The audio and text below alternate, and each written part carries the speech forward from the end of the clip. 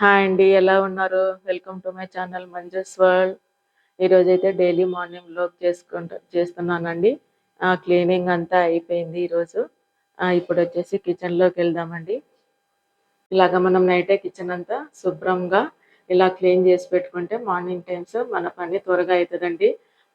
ఎక్కువ భాగము నైటే కిచెన్ క్లీన్ అయ్యేటట్లు చూస్తానండి. మార్నింగ్ మనకి లేవగానే అదే సగం పని అవుతుందండి. ఎక్కువ నైట్ టైమే కిచెన్ అంతా నీట్గా పెట్టేస్తాను.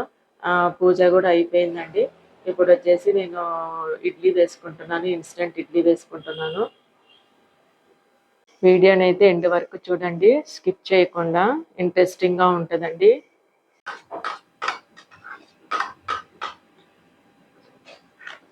ఈరోజైతే ఇడ్లీ వేస్తున్నానండి. జిఆర్బి వాళ్ళది ఇన్స్టెంట్ రవ్వ ఇడ్లీ ఆల్రెడీ యూస్ చేసినాను. ఇంకా మనకి ఇప్పుడు పండగలు సీజన్ కదండి, ఇంకా హడావిడిగా ఉంటాము. సో అందుకని ఒక్కొక్కసారి త్వరగా అయిపోవాలంటే ఇలాగ ఇన్స్టెంట్ ఇడ్లీ వేసుకుంటాను. ఇప్పుడైతే ఒక గ్లాసు రవ్వ తీసుకుంటున్నానండి. ఇంకా మిగతా అది కూడా మనము స్టోర్ చేసి ఫ్రిడ్జ్లో పెట్టేసుకోవచ్చు అండి. కావాల్సినంత వేసుకొని ఇడ్లీ వేసుకొని మిగతా అది స్టోర్ చేసి ఇంట్లో ఫ్రిడ్జ్లో పెట్టేసుకోవచ్చు, ఏం కాదు. ఇప్పుడు ఒక గ్లాసు రవ్వ తీసుకుంటున్నానండి. ఇంకా పిల్లోళ్ళు ఇడ్లీ వద్దు నూడిల్స్ చేసుకుంటాము అంటే మా కొడుకు కోడలు వాళ్ళకైతే నూడిల్స్ అండి. ఇది నాకు మా హస్బెండ్కి ఇడ్లీ వేసుకుంటున్నాను. మనం ఇలాగా పెరుగులోనే వేసుకొని కలుపుకోవాలండి ఇన్స్టెంట్ ఇడ్లీ. ఫస్ట్ కొద్దిగా పెరుగు వేసి కలిపి నానబెట్టేయాలండి ఒక 10 to 15 మినిట్స్.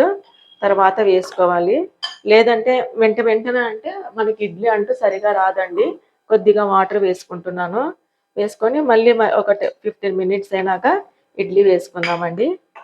ఇప్పుడైతే పిండి ఇలాగా నానబెట్టేసుకుంటున్నాను. త్వరగా అవుతుందండి. టేస్ట్ కూడా చాలా బాగుంటుందండి. ఎంటీఆర్ వాళ్ళదైనా సరే, జిఆర్బి వాళ్ళదైనా సరే ఇన్స్టెంట్ ఇడ్లీ చాలా బాగుంటుంది. ఇప్పుడు ఇలా కొద్దిగా 15 మినిట్స్ వెయిట్ చేద్దాము. పిండి అయితే బాగా నానిపోయిందండి. మనం ఇడ్లీలు ఎలా వేసుకుంటామో ఆ మాత్రము చిక్కదనం ఉంటే చాలండి. మరి గట్టిగా వద్దు, గట్టిగా వేస్తే మనకి ఇడ్లీ కూడా గట్టిగా వస్తుంది. ఒకవేళ మీ దగ్గర ఇన్స్టెంట్ పౌడర్ లేదు అనుకుంటే మనము బొంబాయి రవ్వ తీసుకొని అందులో పెరుగు కలిపి నానబెట్టేసుకొని పోపు వేసేసుకొని అలా కూడా ఇడ్లీ చేసుకోవచ్చండి. బొంబాయి రవ్వతో కూడా ఇడ్లీ బాగుంటుంది. అయితే పెరుగు కంపల్సరిగా యూస్ చేయాలండి ఇన్స్టెంట్ ఇడ్లీకైనా, లేదంటే మనం బొంబాయి రవ్వ ఇడ్లీకైనా. సుజ్జీ రవ్వ అంటారు కదండి, అది మళ్ళీ బొంబాయి రవ్వ అంటే కొందరికి తెలియదు.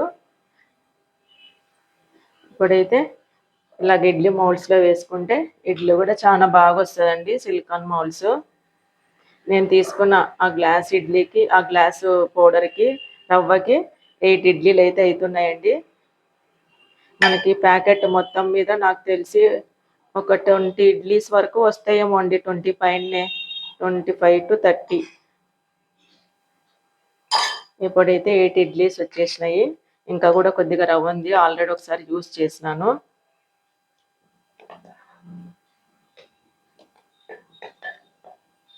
ఇడ్లీ అయినాక తీసుకుందామండి.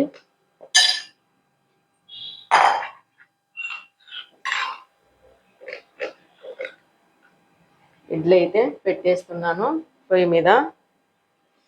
ఆల్రెడీ స్టవ్ కూడా వెలిగించేసినాను.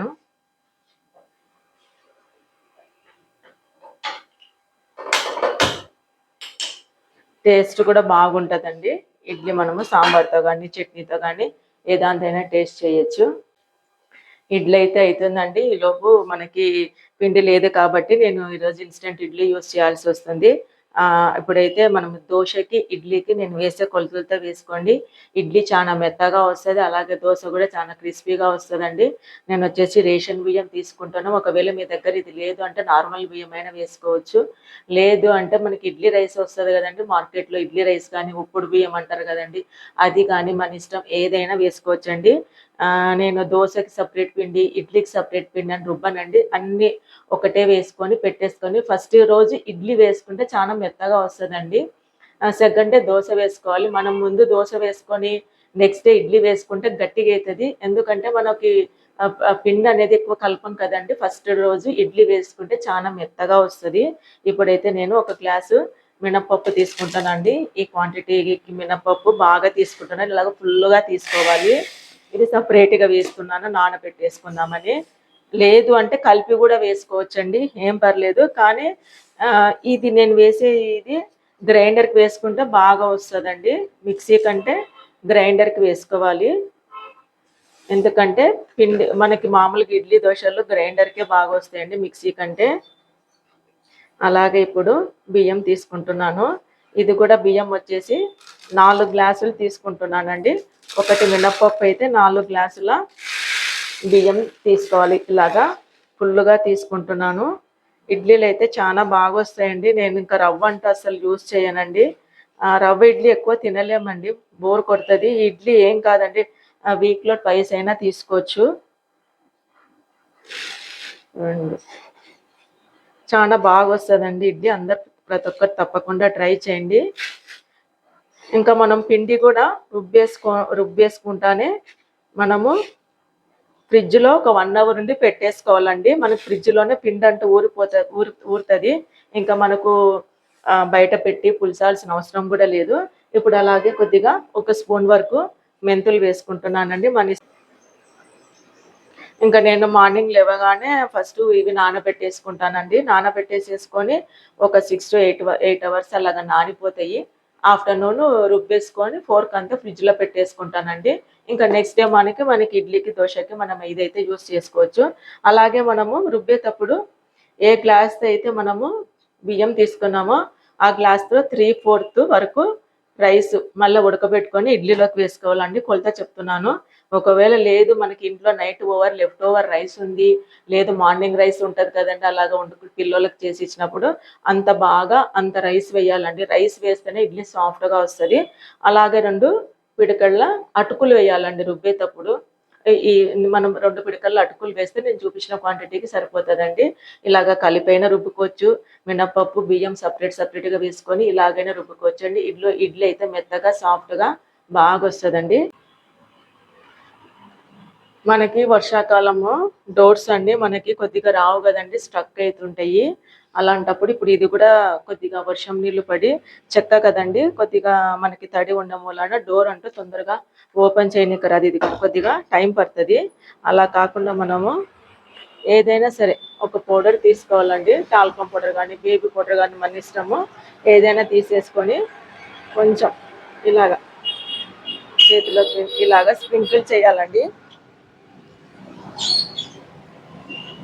కొంచెం ఇలాగ స్ప్రింకిల్ చేసేసి ఇలాగంతా రబ్ చేయాలి. చేస్తే మనకి డోర్ అంటూ స్టక్ కాదండి, ఈజీగా ఓపెన్ అవుతాయి.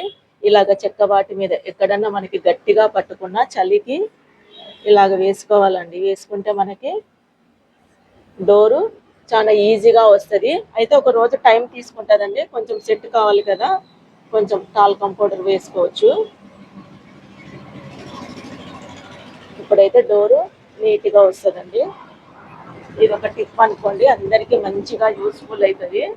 ఇలాగ డోర్ స్ట్రక్ అయినప్పుడు టాల్కమ్ పౌడర్ వేసుకోవాలి. మనం ఎక్కడైతే పట్టుకుంటుందో అక్కడ వేసుకోవాలండి. ఇదిగోండి ఇప్పుడు ఈజీగా వస్తుంది డోర్ అనేది. కొద్దిగా స్ట్రక్ అయింది కదా ఇందాక, ఇప్పుడు కొద్దిగా ఈజీగా వచ్చేస్తుంది. ఇది ఒక మంచి టిప్ అండి, అందరికి యూస్ఫుల్ అవుతుంది ఈ రైనీ సీజన్లో. అలాగే ఇవి చెక్కవి డ్రాస్ కూడా ఉంటాయి కదండి, మనకి స్ట్రక్ అవుతుంటాయి కూడా. వీటికి కూడా ఇలాగా పౌడర్ వేసేస్తే ఫ్రీగా వచ్చేస్తుందండి.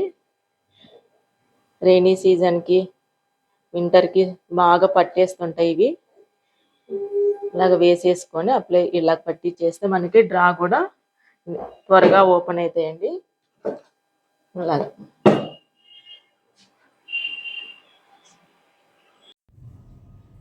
ఇడ్లీ అయితే అయిపోయింది. చాలా సాఫ్ట్గా వస్తాయండి ఇడ్లీస్. కొద్దిగా మైక్ ప్రాబ్లం ఉన్న మూలాన వాయిస్ అయితే రికార్డ్ కాలేదండి.